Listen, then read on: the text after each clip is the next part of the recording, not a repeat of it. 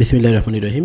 Build engineering and construction YouTube চ্যানেলের পক্ষ থেকে আমি ইঞ্জিনিয়ার হৃদয় আছি আপনাদের সাথে। আশা করি সবাই ভালো আছেন। আজকে আমি দেখাবো বাস্তবে বিমের এবং কলামের মডেলিং, মানে বাস্তবে যেভাবে করি সেটাই ট্যাপসি কীভাবে করতে হয় সেটা। তো এটা নিয়ে অনেকেই জানতে চেয়েছেন। যেমন আমরা এই যে এখানে মনে করেন সাপোজ এটা একটা রুমের আর কি, একটা রুম আছে এখানে, হ্যাঁ। তো 4টা কলাম, চারপাশে বিম আছে।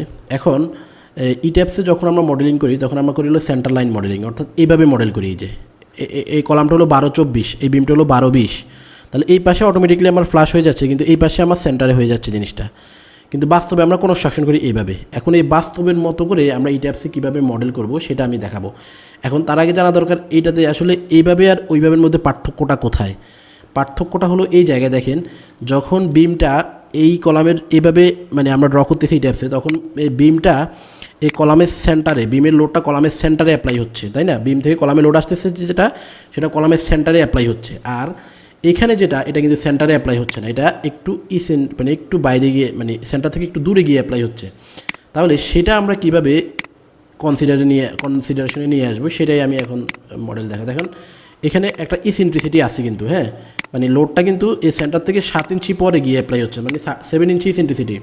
তাহলে এই ইসেন্ট্রিসিটির কারণে কিন্তু আপনার হয়তো এডিশনাল মোমেন্ট আসতে পারে, বা আপনার শেয়ার চেঞ্জ হতে পারে, অথবা আপনার রেইনফোর্সমেন্টে চেঞ্জ আসতে পারে, হ্যাঁ, এগুলো চেঞ্জ আসতে পারে, আবার নাও আসতে পারে।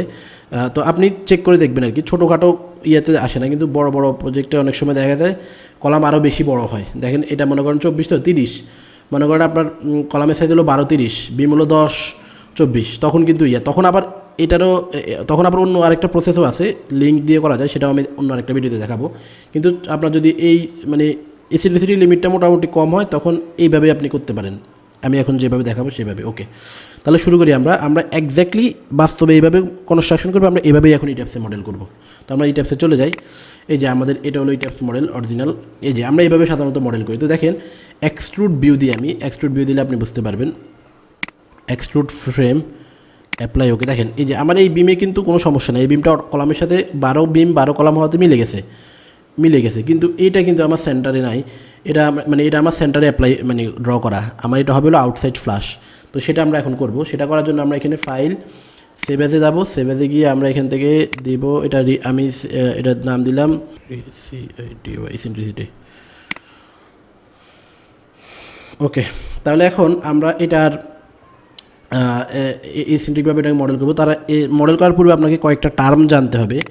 সেটা হলো এই যে এইটা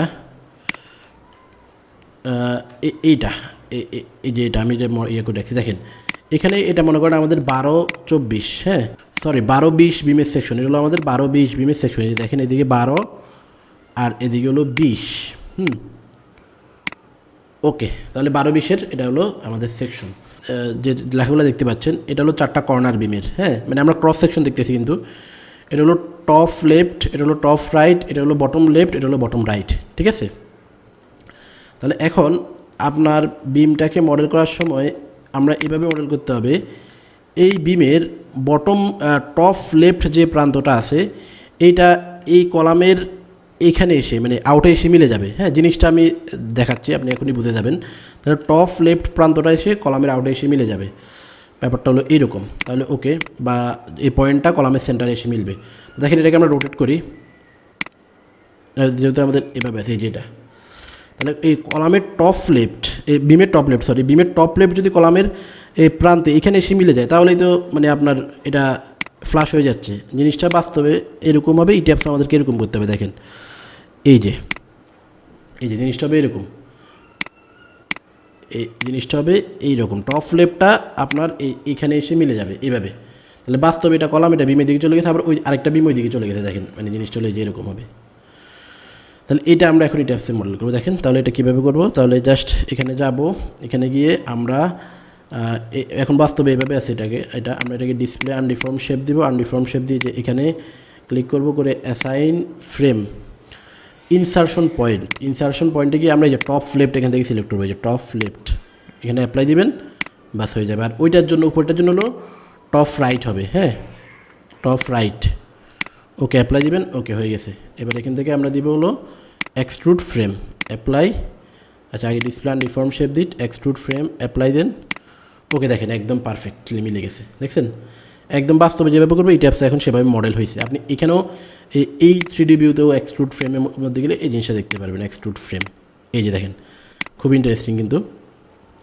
এই যে দেখেন আপনার এটা হলো, দেখেন কলামের সেন্টারে কিন্তু বিমের সেন্টার নাই, একদম ফ্লাশ হয়ে গেছে একদম, হ্যাঁ ফ্লাশ হয়ে গেছে। রেন্ডার্ড ভিউতে গেলেও এটা দেখতে পারবেন একদম সুন্দর করে। এখানে আমি একটু হরাইজনটা অফ করে দিই, horizon apply, okay close, view show rendered view, okay. এই যে দেখেন আপনার এটা কিন্তু সেন্টারে নাই, কিন্তু এটা তো আপনার মিলে গেছে, এটা একদম আউটে গিয়ে ফ্লাশ হয়েছে। দেখেন একদম চমৎকার যেভাবে আমরা বাস্তবে করি। তাহলে এই হলো আমাদের মানে এইভাবে আমরা চাইলে বাস্তবে যেভাবে করি এই ট্যাপসে সেভাবে করি। এখন আপনি এটাকে লোটোড অ্যাপ্লাই করে অ্যানালাইসিস করে ডিজাইন করেন, আশা করি আপনার অ্যাকুরেট রেজাল্ট পাবেন। অরিজিনাল চেয়ে এটাতে হয়তো একটু বেশি আসতে পারে, আবার বেশি নাও আসতে পারে, কারণ হলো আপনার এই ট্যাপস ডিফল্টভাবে কিছু ইসেন্ট্রিসিটি কনসিডার করে। যদি ওই লিমিটের মধ্যে পড়ে যায় তাহলে আপনার দেখবেন রেজাল্ট সেম আসবে, চেঞ্জ আসবে না, হ্যাঁ। আর যদি আপনার যদি হয় অনেক বেশি পার্থক্য হয় তাহলে সেক্ষেত্রে হয়তো রেজাল্ট চেঞ্জ আসবে, হ্যাঁ। এটা হলো একটা ব্যাপার। আর এই পদ্ধতির আরেকটা একটু লিমিটেশনও আছে, লিমিটেশন না বলবো, এটার মানে অ্যালাউবল লিমিট আছে। সেটা হলো আপনার যদি এটা ডাবল হয়, মানে বিমের সাইজ যদি বিমের সাইজের ডাবল যদি কলামের সাইজ হয় তাহলে এটা সুন্দর মতো অ্যাপ্লাই করা যায়, বা তার চেয়ে কম হলে অ্যাপ্লাই করা যায় সুন্দর মতো। এর চেয়ে বেশি হলে এটা অনেক সময় আপনার মানে কাভার করে না এটা। তো তখন সেক্ষেত্রে আরেকটা পদ্ধতি আমরা অ্যাপ্লাই করি, সেটা হলো লিঙ্ক ব্যবহার করে আমরা করি এটাকে, হ্যাঁ লিঙ্ক, হ্যাঁ। তো লিঙ্ক ব্যবহার করে কীভাবে করতে হয় সেটা আমি আরেকটা ভিডিওতে দেখাবো, লিঙ্কের মাধ্যমে কীভাবে বাস্তবের মতো মডেল করতে হয় সেটা, ওকে। তো আজকের ভিডিও এতটুকুই। আজকের ভিডিও দেখে যদি আপনি কোনো কিছু শিখে থাকেন তাহলে আমাদের চ্যানেলে সাবস্ক্রাইব করে বেল আইকনে ক্লিক করে রাখুন, যাতে পরবর্তী ভিডিও সবার আগে আপনার কাছে পৌঁছে যায়। পরবর্তী ভিডিও পর্যন্ত সবাই ভালো থাকুন, সুস্থ থাকুন, ধন্যবাদ সবাইকে।